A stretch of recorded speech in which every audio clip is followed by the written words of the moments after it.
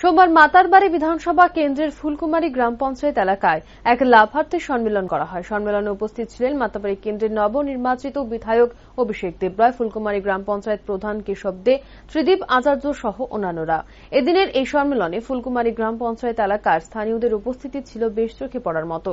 বক্তব্য রাখতে গিয়ে বিধায়ক অভিষেক দেবরায় বলেন, বিগত 25 বছরে বামফ্রন্ট সরকারের ক্ষমতা থাকাকালীন এই ফুলকুমারী গ্রাম পঞ্চায়েতে যতটা উন্নয়ন হওয়ার কথা ঠিক ততটা উন্নয়ন হয়নি। যেখানে দেখা গেছে গ্রাম পঞ্চায়েতে বিগত সরকারের দাপাদাপি ছিল প্রায় তুঙ্গে, কিন্তু 2018-তে বিজেপি সরকার রাজ্যে ক্ষমতায় আসার পর পঞ্চায়েত এলাকায় সবকিছুর উন্নয়ন হয়েছে ঠিক তেমনটা নয়। তাও প্রায় 2 বছর 6 মাস কিছুটা হলেও উন্নয়ন হয়েছে, কেননা বাকি 2 বছর 6 মাস করোনা মহামারীর জন্যই সরকার কোনো রকম কাজকর্ম সাধারণ মানুষের জন্য করতে পারেনি। যদিও নতুন সরকার থেকে সাধারণ মানুষের চাহিদা স্বাভাবিকভাবেই অনেকটাই বেশি ছিল, যার দরুন করোনার মহামারীকে কাটিয়ে সরকার সাধারণ মানুষ এবং এই পঞ্চায়েত এলাকার জন্য কাজ করে চলেছে। শুধু তাই নয়, যেহেতু এই পঞ্চায়েত এলাকার 3টি গ্রাম একেবারে হাইওয়ে থেকে অনেকটাই ভেতরে অবস্থান করছে, ফলে গ্রামের কয়েকটা রাস্তাঘাট এখনো খারাপ অবস্থায় রয়েছে বলে মতামত ব্যক্ত করেন বিধায়ক।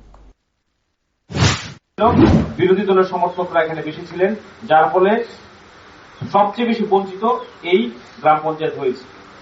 আজকের দিনেও আমাদের 5 বছরের সরকার, তার মধ্যে আমাদের করোনা এসেছিল, আমরা সকলে জানি। করোনার জন্য কিন্তু আমরা 2.5 বছর কোনো কাজ করতে পারিনি।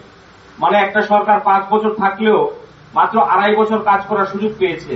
এই 2.5 বছরে যতটুকু ডেভেলপমেন্ট করা সেটা কিন্তু বিগত সরকার করেছে, যেটা সাফিসিয়েন্ট না। কারণ 25 বছর পর একটা সরকার এসছে, প্রত্যাশা তুঙ্গে থাকবে যে আমরা এতদিন যাবত আমাদের সরকার ছিল না, আমরা এখানে বিরোধী মনোভাবাপন্ন লোকের সংখ্যা বেশি, এই গ্রাম পঞ্চায়েতের উন্নয়ন সবচেয়ে বেশি হওয়ার কথা ছিল।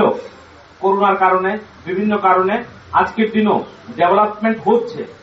আগামী দিন সবচেয়ে বেশি নজর দেওয়া হলে এই অঞ্চলের যারা যারা বিশেষ করে ফুলকুমারী, পূর্ব কুঞ্জবন, কুঞ্জবন সবচেয়ে ব্যাকওয়ার্ড এই জায়গাগুলো।